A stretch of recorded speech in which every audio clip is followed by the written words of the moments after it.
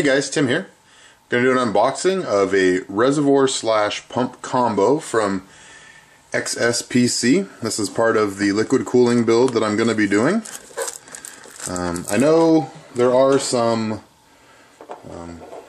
theories on the bay style reservoirs about, they have a higher likelihood of cracking. They are glued instead of being like a solid piece with O-rings.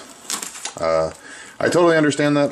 This is what I consider to be a higher quality reservoir. It is not cheap. The pump is not cheap, and it has a decent warranty on it, which is always nice to see, especially when you're going to be putting it in there with components. But you guys will see as I get down the road here, the build that I'm going to be doing doesn't have a lot of space to put a reservoir and a pump in the case, so I need to utilize where the bays are. So I just decided to go with this. So this is a D5 reservoir pump combo. We have, let's see if I can get you guys to see it there. So it's a voltage between 8 and 24 volts, 37 watt max, 1500 LPH. It's 149 by 85 by 105 millimeters. The ports are 1/4 inch thread, and it has a capacity of 300 milliliters. It's a D5 Vario pump, the D5 dual bay reservoir, a 5 millimeter LED wire, and a screw set. So this is a lit reservoir, which I doubt that I'm going to use because I'm probably going to use a white liquid. So we have, like all of XSPC stuff, fully colored documentation, real easy to use. We have the LED light, which, it's nice that they include this separately like this, and it's actually like really nice cabling, the cover on the cabling. So you could put it somewhere else in your case if you wanted to, which I might actually do because it's a blue LED, and I am going to do a blue LED theme in my build. And then we have your screws, and pretty much the rest of it is all the pump and reservoir combo. Let's get this out of here. So there's the first disappointing thing, which I'll just have to buy a little bit of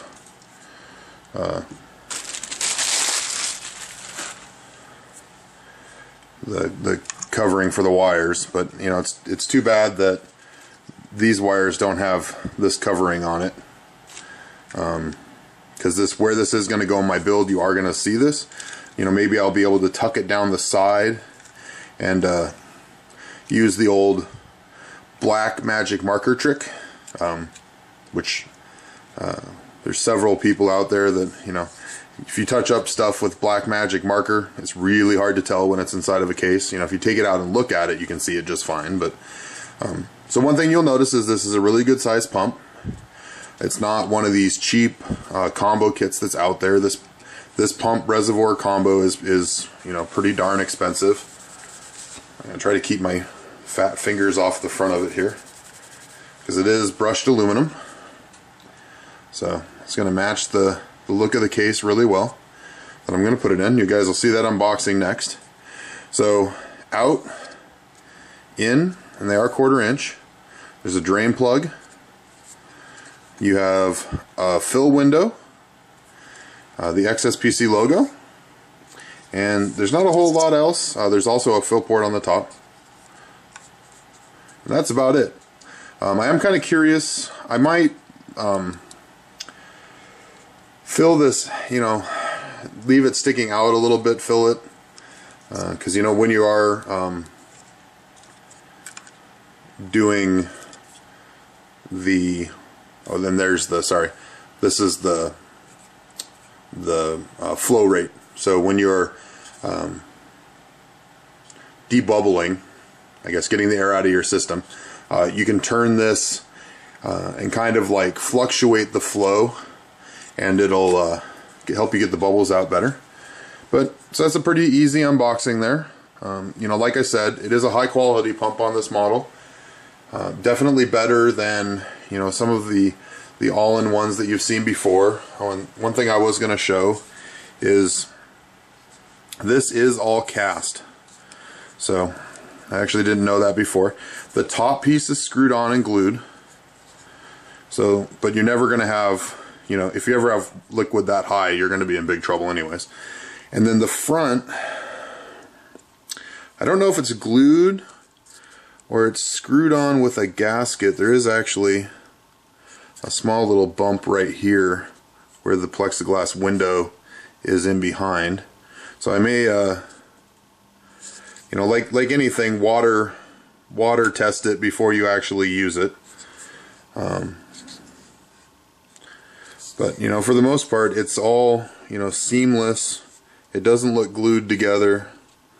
It looks like the bottom piece of plastic is all one piece. So that's Tim for TimmyTechTV. I guess I'm Tim for TimmyTechTV. We'll have the water cooling build coming up soon. Like I said, the next build or the next unboxing will be the case this is all going to go in, and then I'll do a few videos around layout and, you know, what my thoughts are for where components are going to go and how I'm going to have to modify the case.